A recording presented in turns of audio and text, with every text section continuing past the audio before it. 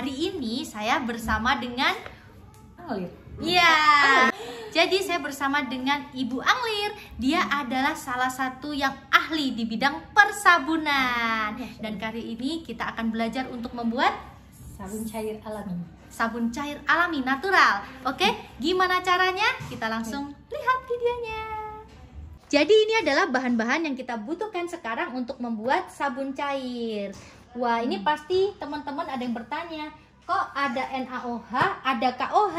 Bukannya kalau kita bikin sabun cair itu cuman perlu KOH aja?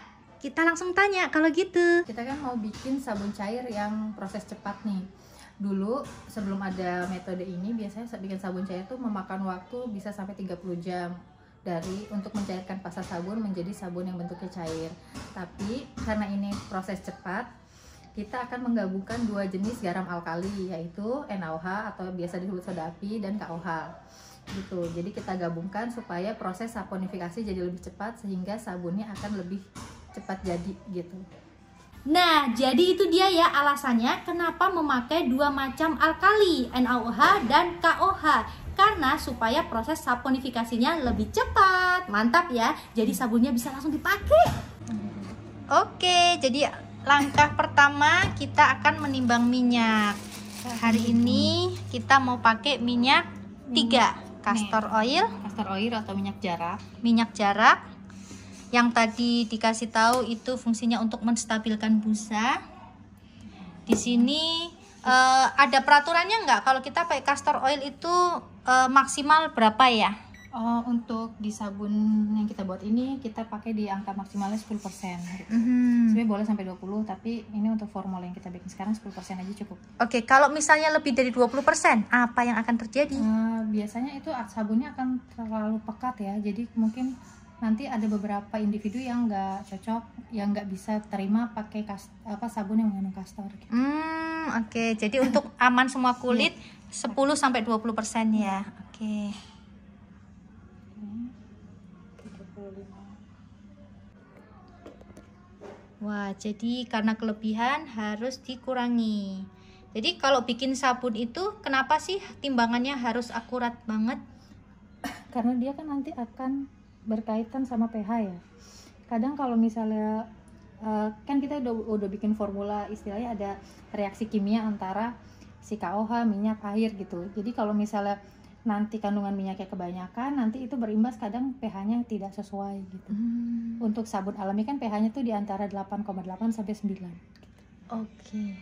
Jadi ingat teman-teman di rumah yang mau bikin sabun natural itu harus pakai timbangan yang akurat ya. Digital. Supaya timbangannya pas dan pH-nya menjadi pas. Oke. Kemudian kita sekarang timbang minyak kelapa. Ini minyak kelapa. Nah, minyak kelapanya di sini kita butuh 245 gram ya. Oke. Jadi ini adalah contekannya, yaitu resep yang tadi sudah kita bikin. Ini kenapa dari tadi buka HP? Karena itu tadi kita bikin formulasinya ya. Jadi ada hitungannya. Jadi kalau teman-teman mau bikin sabun cair itu bisa pakai kalkulator sabun.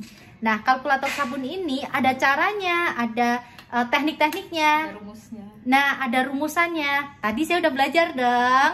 Nah, kalau teman-teman juga mau belajar, bisa belajar sama Mbak Anglir. Belajar sama ahlinya langsung ya. Ini air ya. Airnya harus air suling atau air demineral. Oke. Kalau kita pakai air mineral, apa yang terjadi? Sabunnya itu akan lebih stabil. Beda sama kalau kita misalnya pakai air banyak mengandung mineral atau dari air tanah gitu ya. Kadang itu sabunnya nanti suka rencit, suka lebih mudah kadaluarsa gitu. Basi gitu ya. Jadi nggak bagus. Okay. Jadi kita cari aman pakai yang demineral atau air suling, air murni. Nah, ini kita akan pakai air, kita timbang ya sebanyak 84 gram.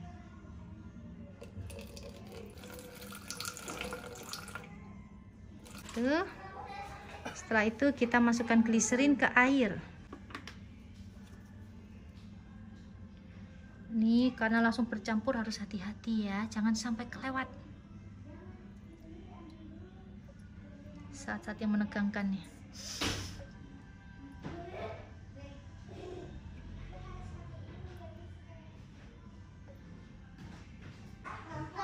Kita harus siapkan air panas. Kita akan pakai yang pertama ini NaOH atau biasa disebut soda api.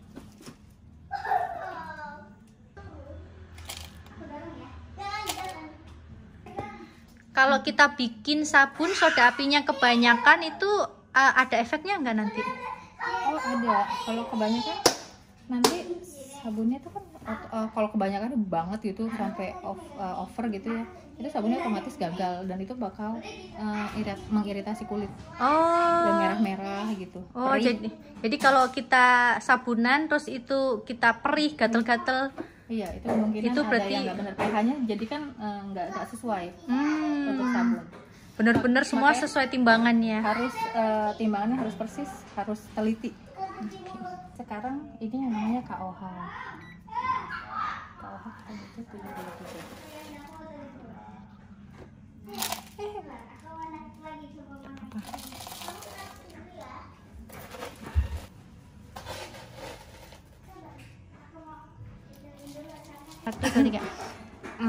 Sekarang kita udah punya yang pertama tadi minyak, 3 jenis minyak yang kita timbang, minyak jarak, minyak kelapa, dan minyak zaitun. Terus kedua ada garam alkali yang ada 2 jenis tadi, KOH dan NaOH. Dan ini air di sini adalah larutan air dan gliserin. Sekarang yang inti adalah garam alkali masuk ke air, tidak boleh terbalik ya. Kalau terbalik apa yang terjadi? Dia akan menyembur ya, volcano gitu. Asapnya kan dia asapnya panas, bahaya jadi. Jadi hati-hati, nggak boleh kebalik prosesnya.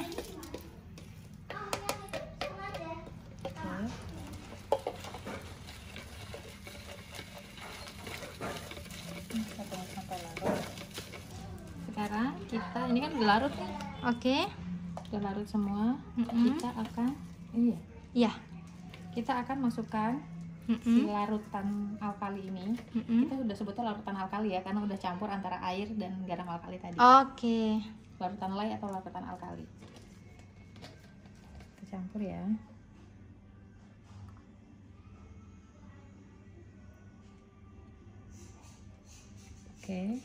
Sudah.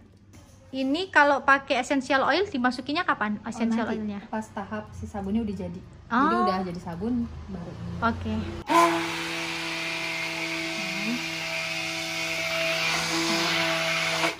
Ini kan sudah kita aduk nih, udah agak rata ya.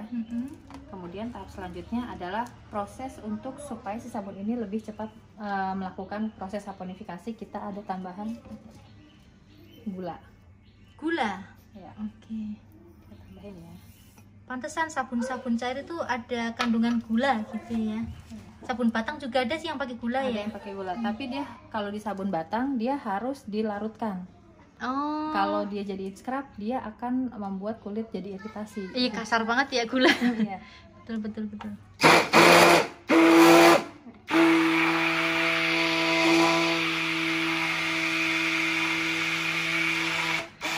Ini di blender sampai kapan? Sampai teksturnya berubah Jadi kayak gel. Dia kayak apel di blender gitu.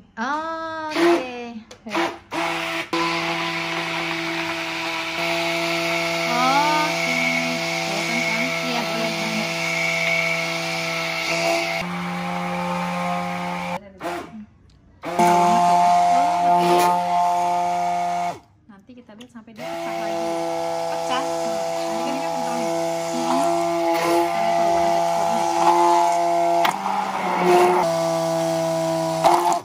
Kayak adonan kue ya.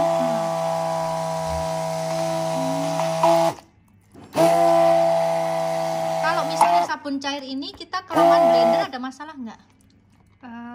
Kadang-kadang malah dia nanti adonannya kalau kita telat nggak cepet gitu reaksinya, dia akan ada bentuk gumpalan, jadi dia proses nanti ngelarutinnya agak lama. Oh. Tapi nggak selama kalau kita bikin kayak dulu gitu. Harusnya kita 30 menit selesai, ini paling ya 1 jam gitu. Oh, tapi nggak ada masalah ya. Nah ini teksturnya udah cair lagi kan.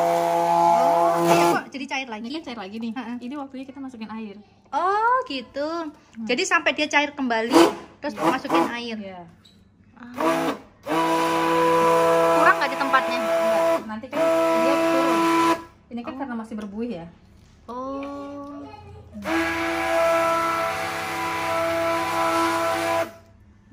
Mungkin udah kayak gini.